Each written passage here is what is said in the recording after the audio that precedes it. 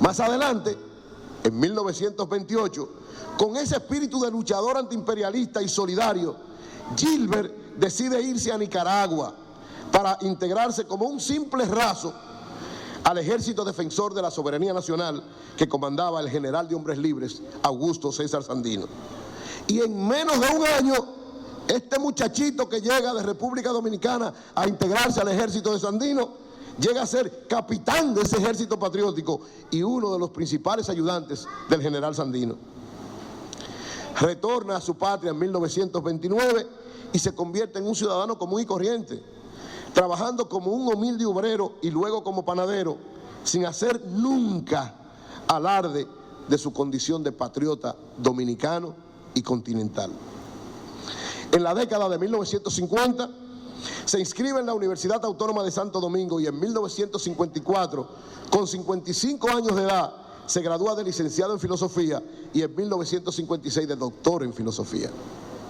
Entre 1931 y 1935 escribe 2 libros, Mi lucha contra el yanqui invasor en 1916 y Junto a Sandino, donde narra respectivamente sus experiencias como luchador y patriota en República Dominicana y en Nicaragua.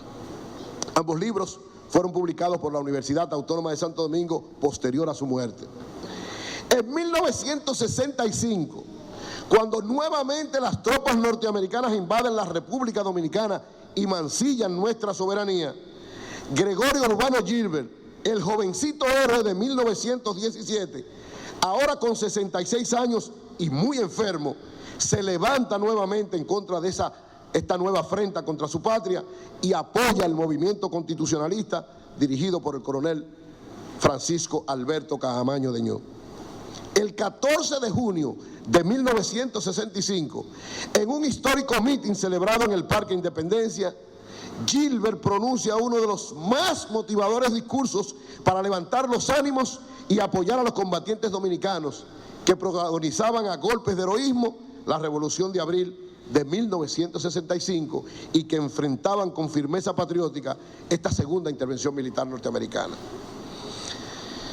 A pesar de ese gran historial patriótico e internacionalista, Gregorio Urbano Gilbert muere pobre y olvidado en la ciudad de Santo Domingo el 29 de noviembre de 1970, ironía de la historia, justo el mismo día, 29 de noviembre, en que se cumplía el 54 aniversario de la intervención militar de 1916.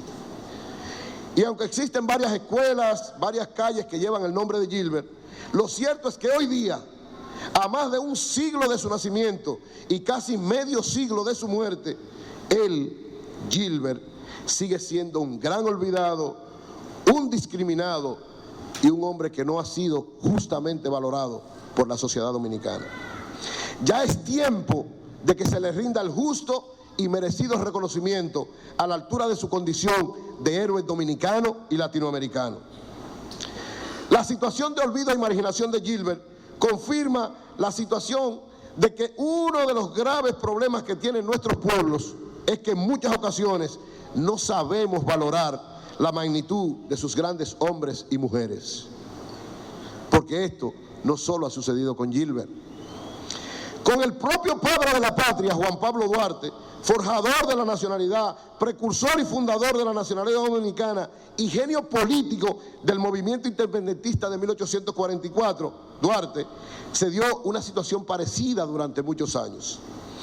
Lo primero que sucedió con Duarte es que, siendo él el creador de la nacionalidad y el padre de la patria dominicana, es acusado por el traidor Pedro Santana, quien no solo trata de fusilarlo, sino que precisamente lo declara traidor a la patria y lo envía al exilio de por vida. Duarte se va a vivir a Venezuela durante casi 20 años, sin que ninguno de los gobiernos, después de la instalada la independencia en República Dominicana, se acordara de él ni lo llamara a que viniera a su nación. Y con Duarte fue un tanto más difícil la situación que con Gilbert en un momento. Pues cuando, estando en el exilio en Venezuela, se entera de la nueva traición de Santana, cuando hace la anexión a España, el fundador de la nacionalidad Duarte, con 51 años en ese momento, que era prácticamente, ¿verdad?, un hombre viejo, estamos hablando del siglo XIX, sale de su exilio y viene a ponerse al servicio del gobierno restaurador. Pero los chismes y la maledicencia, la envidia de algunos líderes restauradores, lamentablemente, ante la gran imagen de este fundador de la nacionalidad, hace que de nuevo lo envíen al exterior, supuestamente para representar al gobierno restaurador en otros países. Es decir, él viene a entregarse a su patria, a trabajar por la restauración, y fruto de situaciones internas que uno no entiende y que pasan en todos los momentos, es mandado nuevamente que se fuera al exterior como una forma de quitar el peso grande que tenía como figura histórica. Duarte se va nuevamente a Venezuela y con la paciencia y la humildad que le caracterizó siempre, se queda en esa nación hasta su muerte en julio de 1876.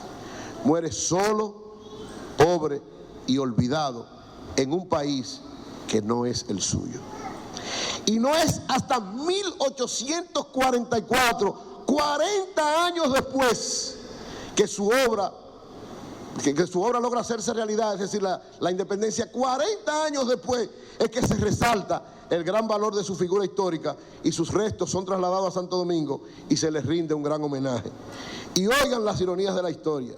Quien hace eso es nada más y nada menos que el dictador Ulises Herod Lili, el que hace todas las gestiones y el que por un problema interno que tenía en su gobierno declara que hay 3 padres de la patria y no puede solo declarar uno solo porque había también un conflicto interno en su gobierno. Al igual que Duarte en su época, Gilbert fue también y todavía sigue siendo un gran olvidado por casi todos los sectores del país. En ese orden, debo decirle que no es una casualidad que varios comités intermedios del PLD se llamen Gregorio Urbano Gilbert, pues el profesor Juan Bosch, en su condición de historiador, de líder político y de presidente de la República, siempre valoró y resaltó y apoyó la figura de Gregorio Urbano Gilbert. De todos los gobernantes dominicanos que hemos tenido posterior a la tiranía de Trujillo, solo un presidente ha sido consecuente en la práctica con Gregorio Urbano Gilbert, y se trata del profesor Juan Bosch.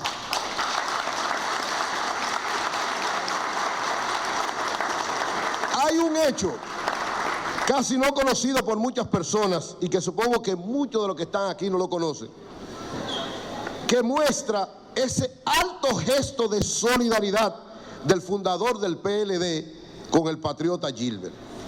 Y nada mejor que este escenario, justo en el local que fue fundado por Juan Bosch, para dar a conocer a ustedes y a la nación dominicana ese hecho que tiene una gran significación histórica. A continuación procedo a decir de qué es. Miren, a principios de la década de 1960, pese a ser un patriota dominicano de gran valor y de dimensión internacional, Gilbert tenía una situación económica sumamente precaria. Vivía modestamente en el sector de Ciudad Nueva, en la capital dominicana. Se mantenía trabajando en una panadería y haciendo picoteos diversos. Cuando el profesor Juan Bosch es elegido presidente de la República en el año de 1963, decide él como presidente ir en auxilio económico del patriota dominicano y propone al Congreso Nacional una ley para otorgarle una pensión de 100 pesos mensuales a Gilbert. En la carta que Bosch envía al presidente del Senado en ese entonces, Juan Casanova Garrido, para justificar esa pensión, le expresa lo siguiente. Miren la carta. Dice: a mi juicio, es deber del Estado prestar ayuda a aquellos que en horas de crisis sirvieron a su patria y al final de sus vidas se ven en penosa situación económica, y tal es el caso de Gregorio Urbano Gilbert.